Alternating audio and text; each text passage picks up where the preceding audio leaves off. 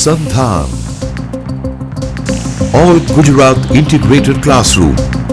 સેટેલાઇટના માધ્યમથી જોડતી કડી એટલે સંધાન.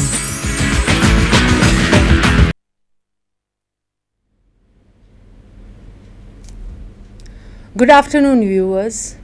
This is Dr. Kavita Patel, HOD English Department, Srimati Sadguna CU Arts College for Girls, presenting a very comprehensive lecture on the topic Sidney as a critic. Today, I am asked to introduce Sidney as a critic to the students who have started understanding literary criticism from the first step. As we are talking of literary criticism, the first critic to be understood is Sir Philip Sidney. He is the first English critic in the real sense, as he expounded the first critical work in the Renaissance age. So today I am going to talk about Sir Philip Sidney, a critic. As a literary student, Sidney is not a new name. There are various aspects of Sidney which a student has to understand through a thorough study of his writings. Let's begin today's session. This is how I introduce Sidney to you. Sidney was a courtier, soldier, statesman, amateur scholar, and a poet. This is the introduction that every student of English literature has prior to any detailed study.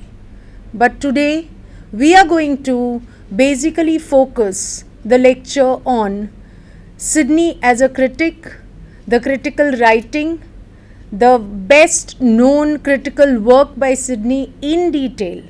And I'm not just here to summarize what the things are listed in this text, but I'm going to read out some excerpts from Sidney's text itself to relate certain things so that you understand how the first critic started to introduce criticism, that is the critical activity, how it started.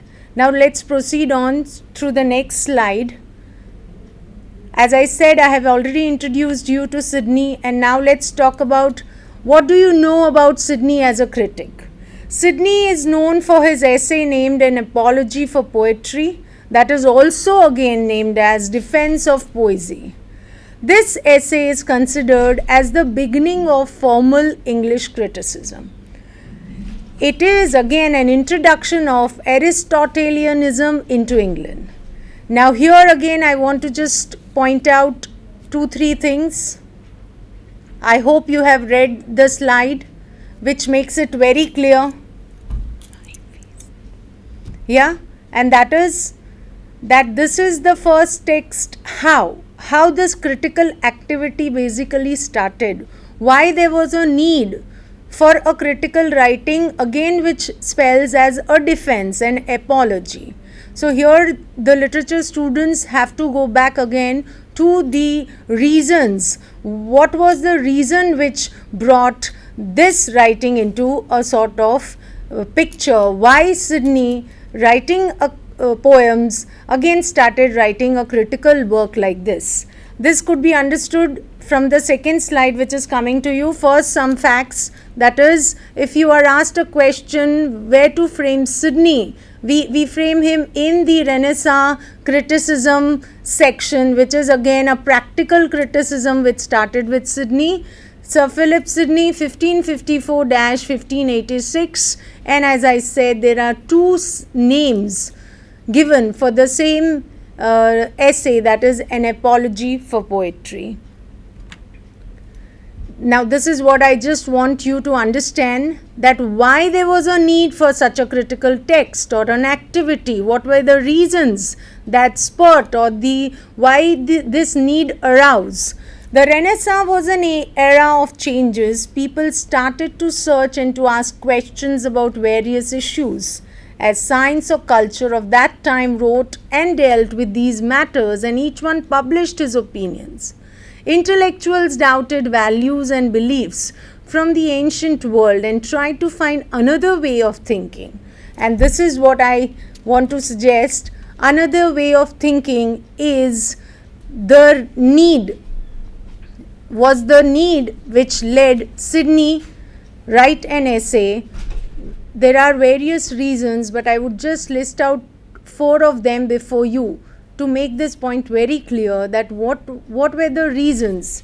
Let's go to the next slide, which tells you that this sort of a practical criticism, what did it contribute? It contributed an understanding of literary values.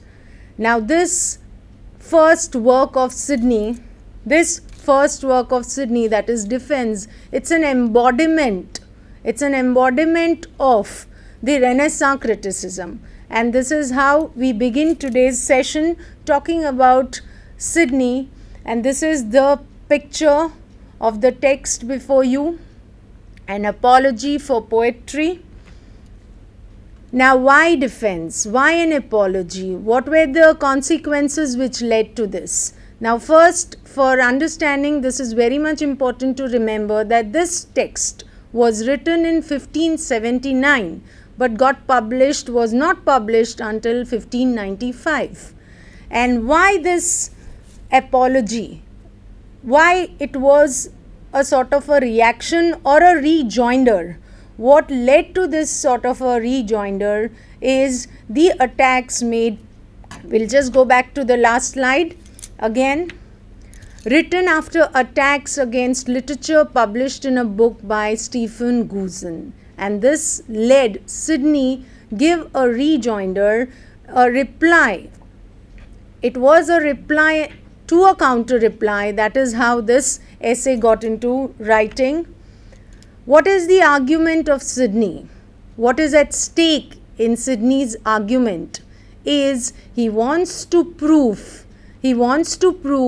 or rather he is arguing in defense of poetry's nobility, its power to move. Let's see again. It is a spirited defense of poetry against all charges that had been laid at its door since Plato. Now here I just want to make a point that often when things are understood, we just streamline them accordingly, thinking this led to this movement was a reaction against this movement. But again here, students of literature need not come down to a narrow line blaming that because Guzen attacked poetry as a rejoinder or as a reply back, as a counter attack, Sidney wrote this essay. No, we just can't just bottom line it into such a simple framework, because Sidney himself has not mentioned Stephen Guzen anywhere. He has not named one particular person to whom he is giving a trial or as a reply. It's more or less written in a trial, sort of a judicial trial sort of a pattern. The structure of the essay is in this manner, where he is giving all sorts of, not justifications rather, but he is talking one-to-one sort of a argument. But here again I need to make a point here that we are not taking it on a very straight base that because Guzen wrote something, to that reply Sidney wrote something. No, we'll just go back to the last slide. I want you to just read the last point very carefully, that it is a spirited defense of poetry against all charges that had been laid at its door since Plato. We are not framing it in a framework where we just giving a reply to one, but it is a general estimate of literature. Again, for a student, it is very much necessary to understand each and everything as such in the title itself. Poesy is not just poetry. It is literature, it is prose, it is poetry. In general, that is literature. It is literature to which Sidney is talking about whenever he is arguing and defending literature. Let's go to the next slide. Again, as I said, what is at stake? What is the reason why Sidney started this? Now, this is what is to be again kept in mind: literature to society. In An Apology for Poetry, Sidney attempts to reassert the fundamental importance of literature. As I said again, poesy is literature, and the fundamental elementary importance of literature is the argument which he wants to give to society in general as well as to other creative and intellectual endeavors. And here each and every line which I read earlier in the slide is to be kept in mind. When we just talk about next thing, you have to connect the first with the last. Let's move on further. As I said previously, what were the reasons? The spurt of criticism. Here it is the spurt of critical activity. What led Sidney reply, or rather what led Sidney talk about poetry and literature at such a vast scale? Now, these are the 4 points which struck me are the most important reasons which led Sidney write an essay like this. Let's read them again. Much confusion regarding the true nature of poetry. In the last quarter of the 16th century, the need for a proper understanding of the nature and function of poetry was widely felt, and this is the confusion to the reply for which that Sidney's essay is very important to be read. Then the second reason is outburst of poetry called for a theory of poetry. Now here I just want to make a point. As the students of literature, from the very elementary level, we have learnt one characteristics of the Renaissance, and that is it was named as the nest of singing birds. And this is how I connect it here. It is an outburst of poetry. Poets in numbers started writing poetry, and then there was a need to look for a theory, a profound theory, and this one critical work helps us understand the essentials or the the basics of poetry. And the third point, as I have listed, is rediscovery of Aristotle's Poetics. Now here I just want to talk about how rediscovery is rediscovery in the sense that there was much critical discussion in Italy and France regarding the true nature, value and function of poetry, and this, how could this not influence the writers in England? And this is the connection that why Aristotle and the classics were referred to. And the last point is the hostility of the Puritans, replies and counter replies. Now this is the punch line, rather we could connect the whole essay, as we have lots of critical works on Sidney's Apology which says that it was an attack on Stephen Gooson's school of abuse, which directly attacked poets and poetry in a wide scale. Now, so that last point tells that it was a counter reply to Gooson's essay, The School of Abuse. Now, let's go further. Now, what is this School of Abuse? It was written by Stephen Gooson, published in 1579, charged literature as corrupt and immoral. Gooson dedicated the book to Sidney. And this is the reason which led Sidney, thinking that it should be replied, wrote an essay, and Gooson dedicated his writing to Sidney. I have some quote. The School of Abuse, 1579 Puritan attacks on poesy. We, who have both sense, reason, wit, and understanding, let us but shut our eyes to poets, pipers, and players, pull our feet back from resort to theatres, and turn away from the beholding of vanity, the greatest storm of abuse will be overblown. Unquote.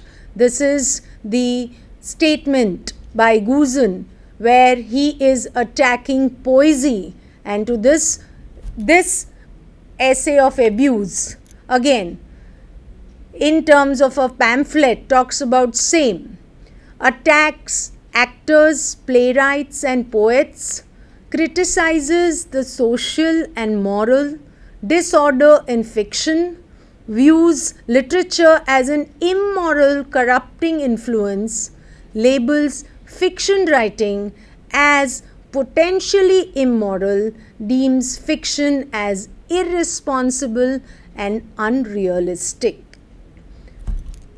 Again, this was dedicated in this manner to Sydney, to the right noble gentleman, Master Philip Sidney Esquire, Stephen Guzen wisheth health of body, wealth of mind. And this is how the abuse was dedicated, School of Abuse was dedicated to Sydney, and as a rejoinder to this, Apology for Poetry was written. Now, what are the charges? Just for a second, I just want to talk about the outline of my lecture, where I'm going to give you some briefs as much as possible in line, but we will be talking about certain things in the previous section and the reply given by Sydney to these charges in the last few minutes. So